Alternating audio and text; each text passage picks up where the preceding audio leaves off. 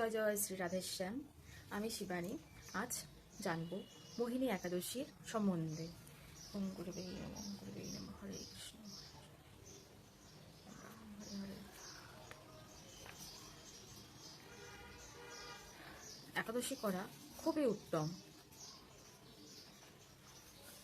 একাদশী ব্রত পালন করলে সব ব্রতের উপরে হলো একাদশী ব্রত। শ্রী শ্রী একাদশী ব্রত সম্বন্ধে জ্ঞাতব্য বিষয় আজ আমরা জানব।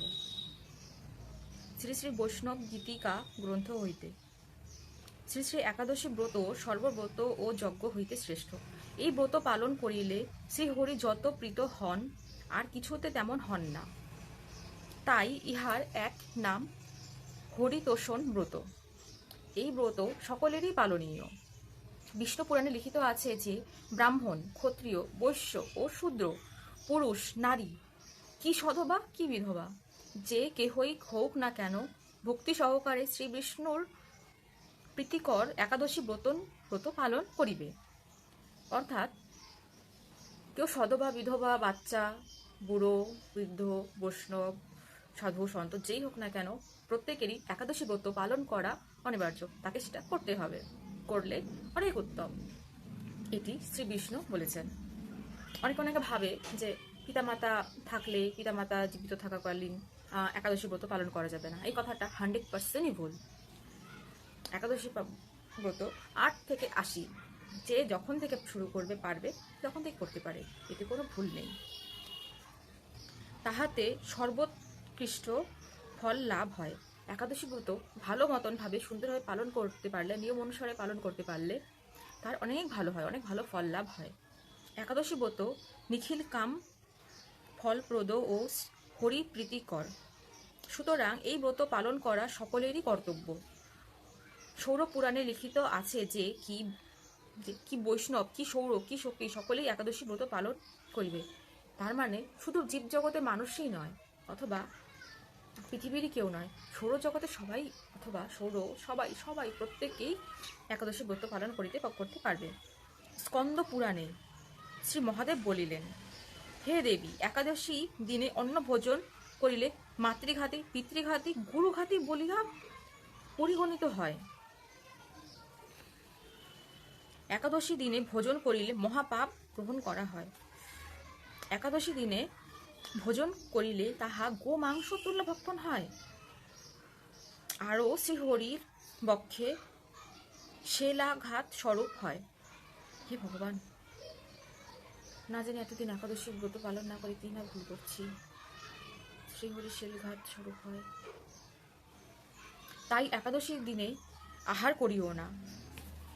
কলিযুগ পাবনবতার শ্রী চৈতন্য মহাপ্রভু নিজ মাতাকে লক্ষ্য করিয়া জগৎবাসী জীবকে একাদশী ব্রত পালন করিবার জন্য যে উপদেশ দিয়া গেলেন, তাহা শ্রী চৈতন্যমৃতে দৃষ্টিত আছে।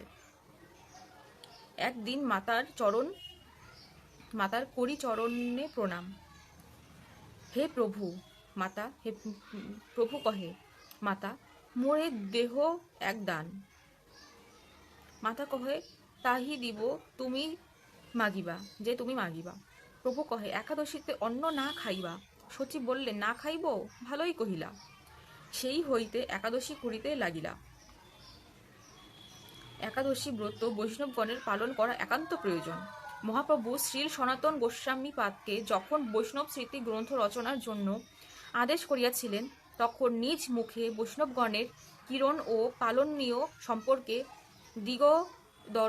দিগদর্শন মতো কিছু মুখ্য ইঙ্গিত দিয়াছিলেন।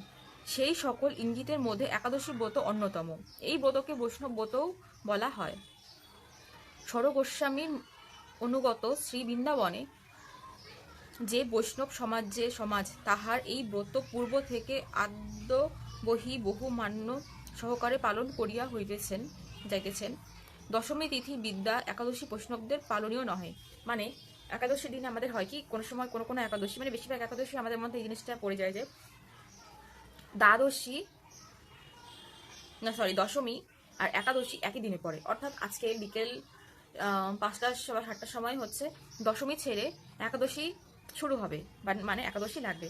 সেই ব্রতটা আমাদের করা উচিত না, মানে আমাদের বৈষ্ণব সমাজের মধ্যে এই ব্রতটা আমাদের করা উচিত না। যেই দিনটা মানে একাদশীটা কোন দিন আমাদের পালনীয়, যেদিন ভোরবেলা থেকে, মানে ভোরবেলা আমাদের বাঙালির মতে, বাংলা মতে কি ধরা হয়েছে, ভোরবেলা 6টা থেকে বা সূর্যোদয় থেকে পরের দিন সূর্যোদয়ের আগে অবধি আমাদের একদিন ধরা হয়। মানে ঘড়ির কাঁটা যে 24 ঘন্টা থেকে 12 ঘন্টা থেকে পরের দিন 12 ঘন্টা অবধি, রাত 12টা থেকে পরের দিন রাত 12টা অবধি একদিন ধরা হয়, সেটা কিন্তু আমাদের বৈষ্ণব মতে সেদিন ধরা হয় না, মানে বাংলা মতে ধরা হয় না। তো সেটাই এখানে বলা আছে যে দশমী তিথিবিদে একাদশী বৈষ্ণবদের পালনীয় নহে। অরুণোদয় কালে, মানে ভোরবেলার থেকে অরুণোদয় মানে যখন সূর্য উঠবে সেই সময় থেকে দশমী তিথি সামান্যও থাকিলে তাহাকে দশমী বিদ্যা বলা হয়। এতএব এই দিনে ব্রত না করিয়া পরের দিন ব্রত পালন করিবে। সূর্যোদয় পূর্বে চারিদণ্ড সময়কে অরুণোদয় বলা হয়। মানে সূর্যোদয় যখন হবে সেই সময়কে আমাদের অরুণোদয় সময় বলা হয়। সেই সময় থেকে যদি শুরু থেকে যদি আমাদের একাদশী পড়ে তাহলে সেটাই আমাদের পালন করতে হবে। তবে সূর্যোদয়ের মধ্যে যদি কিছুক্ষণ, ধরুন আজ ভোর 5:30টায় 5টা 30-এ একাদশী লাগবে, কিন্তু 5টা 25-এ একাদশী লাগবে, কিন্তু সূর্যোদয় হয়ে গেছে আমাদের 5টা 26-এ, তাহলে সূর্যোদয় 5টা 26-এ হয়ে যায়, আমাদের একাদশী লাগবে 5:30টায়। সেই ক্ষেত্রে আমাদের 5টা 26 অবধি, মানে 5টা 29 অবধি কিন্তু আমাদের দশমী ব্রত রয়েছে। সেই দিনে কিন্তু ভুলেও একাদশী করা যাবে না, সেটা করলে আমাদের অনেক বড় পাপ হওয়ার আশঙ্কা আছে। হরিবল। আবার একাদশী শুদ্ধা হইলেও বৈষ্ণবগণ কোনো শুদ্ধা একাদশী পরিত্যাগ করিয়া দ্বাদশী ব্রত পালন করিয়া থাকেন। ইহাকে মহাদ্বাদশী বলা হয়। এই মহাদ্বাদশী পালন করিতে গিয়া শুদ্ধা একাদশী ব্রত পালন না করিলেও শাস্ত্র মতে দোষের হইবে না, বরঞ্চ মহাদ্বাদশী ব্রত পালন না করিলে দোষের হইবে। শ্রী শ্রী হরিভক্ত বিলাস গ্রন্থের মতে এই প্রকার 8টি মহাদ্বাদশী আছে, তাহা বৈষ্ণবদের অবশ্য পালনীয়। একাদশীতে নিরম্ভ উপাস থাকাই কর্তব্য, মানে একাদশীতে কিচ্ছু ফল, দুধ বা কোনো সবজি সেদ্ধ এই সমস্ত কোনো কিছুটাই আমাদের খাওয়া কিন্তু উচিত না, মানে না খাওয়াই বেটার, না খাওয়াই ভালো। অসমর্থ পক্ষে যদি কেউ না পারে, একান্তই কারো অসুবিধা আছে, ওষুধ খেতে লাগবে, অথবা কারো শরীর চলছে না, পারছে না, সেই ক্ষেত্রে সে ফল, মূল, দুগ্ধ খাইবে। রোগীদের পক্ষে ঔষধ সেবন ও দোষের নহে। যারা রোগী আছে তাদের জন্য ওষুধ খাওয়াটা কোনো ভুল না, কারণ তাকে সেটা খেতে লাগবে। কারণ ভগবান আগে কি বলেছে, আগে তুমি নিজে সুস্থ থাকো, তারপর তুমি পূজা অর্চনা যত কিছু আছে সব কিছু করো। নিজে অসুস্থ থেকে, মানে ভক্ত যদি অসুস্থ থাকে, ভগবানকে সেই ক্ষেত্রে কোনোভাবেই সুখ দেওয়া যায় না। সে কারণ আমার যদি শরীর অসুস্থ থাকে তাহলে আমি ভগবানের কাছে আমি আমার সর্বস্ব মন, তন, মন, ধন সব কিছু বিলিয়ে দিয়ে আমি কি করে একাদশী বা অন্য কোনো ব্রত পালন করব? যেখানে ভগবান আমাদের এত সুন্দর একটা জিনিস ভেবে রেখেছে যে ওষুধ খেয়েও তুমি একাদশী ব্রত পালন করতে পারবে, যেখানে ভগবানের নিত্য ভোগের ব্যবস্থা আছে, তাহা অন্নাদির দ্বারা নিয়মিত ভোগ দেওয়া হইবে। যেখানে নিত্য ভগবানের ভোগ দেওয়া হয়, সেখানে তুমি ভগবানের ভোগ দিবে ঠাকুরের। শ্রীহরির কোনো উপবাস বা অন্ন ত্যাগ নেই, একমাত্র ব্রতরই, মানে ভক্তেরই উপবাস। যে একাদশী ব্রত পালন করছে তারই একাদশী করতে হবে, ভগবানের কোনো একাদশী নেই। একাদশীতে ওই মহাপ্রসাদ গ্রহণ করিতে বলিলেও পাপ। হরিবল। একাদশীর দিনে যে ভগবানকে আমরা অন্ন ভোগ দিই, যারা অন্ন ভোগ দেওয়া হয় বাড়িতে হোক বা মন্দিরে হোক, তো তারা যদি কেউ যদি বলে যে একাদশীতে ঠাকুরের প্রসাদটা গ্রহণ করো, সেটা আমাদের অনেক বড় পাপ হবে। মহাপ্রসাদকে প্রণাম ও বন্দনা করিয়া রাখিয়া দিবে, পরদিন যথাসময়ে তাহা সাদরে গ্রহণ করিবে। প্রসাদকে অবজ্ঞা নয়, যাহার প্রসাদ তাহার সন্তুষ্টির জন্য এই ব্রত পালন করা হয়। মানে প্রসাদ, মানে প্রসাদ দিব না, এই ভগবান প্রসাদ নিতে বলতেছো, হে ভগবান আজকের দিনে প্রসাদ নেবই না, এরকমটা করবে না। তুমি প্রসাদটা নেবে, নিয়ে তুমি অন্য কোথাও রেখে দেবে। আর এখনকার দিনে তো ভালো ফেসিলিটি পাওয়া যাচ্ছে যে ফ্রিজে রেখে দিতে পারবে। ফ্রিজের একটা কম্পার্টমেন্ট আলাদা রেখে দেওয়া উচিত, যে ভগবানের নিরামিষ জিনিস অথবা প্রসাদ সেখানে রাখা যাবে, সেখানে রেখে দিয়ে পরদিন সেই প্রসাদ তুমি নিতে পারবে। ব্রত সম্বন্ধে যাহারা গ্রন্থ দেখিয়া বিচার করিতে পারেন না, তাহারা রাধাকুণ্ডে শ্রী রঘুনাথ দাস গোস্বামীর গদ্যি হইতে প্রকাশিত বৈষ্ণব ব্রত তালিকা অনুসারে ব্রত করিবেন, কেননা এই তালিকাটি শাস্ত্র অনুসারে বিচার করিয়া প্রকাশ এবং প্রচার করা হইয়া থাকে। জয় জয় শ্রী রাধাকুণ্ডের জয়, রাধাকুণ্ডের জয়, শ্যামকুণ্ডের জয়, জয় জয় শ্রী রাধে, হরি বল, হরে কৃষ্ণ। এতক্ষণ আমরা জানলাম একাদশী ব্রত কি, একাদশী ব্রত পালন করলে কি হয় এই সম্বন্ধে। তবে কোনো কোনো ক্ষেত্রে একাদশী ব্রততে কোনো সময় 26 বার গোটা বছরে, আর কোনো সময় 24 বার কিন্তু আসে। অর্থাৎ এক মাসে দুটো করে একাদশী ব্রত হয়। কোনো সময় যখন মল মাস পড়ে যায় অথবা কোনো একটু এদিক সেদিক গড়বড় হয়, তাহলে কিন্তু 26টা একাদশী করতে হয়। কারণ যে মল মাসের যে একাদশীটা হয়ে যায় সেটা কিন্তু আমাদের এতে ধরা হবে না, সেজন্য অন্য মাসে যে একাদশী ব্রতগুলো পড়বে সেগুলো আমাদের করা কর্তব্য। এবার আমাদের এখন জানবো বৈশাখ মাসের শুক্লপক্ষিয়া মোহিনী একাদশী সম্বন্ধে। আজ মোহিনী একাদশী। শ্রী যুধিষ্ঠির মহারাজ শ্রীকৃষ্ণকে এই ব্রতের মাহাত্ম্য ও ফলাফল জিজ্ঞাসা করিলেন। শ্রীকৃষ্ণ বলিলেন যে, হে ধর্মপুত্র, প্রথমে শ্রী রামচন্দ্রজির বাক্যানুসারে শ্রী বশিষ্ঠ মুনি যাহা বলিছেন তাহাই আমি তোমাকে শ্রবণ করাইতেছি। যেমন, হে রামচন্দ্র, বৈশাখ মাসের শুক্লপক্ষে যে একাদশী হইয়া থাকে তাহার নাম মোহিনী একাদশী বলিয়া খ্যাত। তাহা সর্বপাপ বিনাশী ও শ্রেষ্ঠ।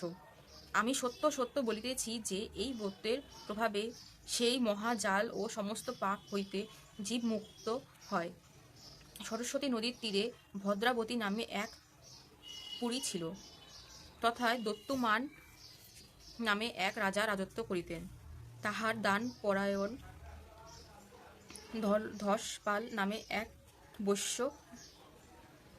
বাস করিতেন। ধনপালের 5 পুত্র ছিল। তন্মধ্যে পঞ্চম পুত্র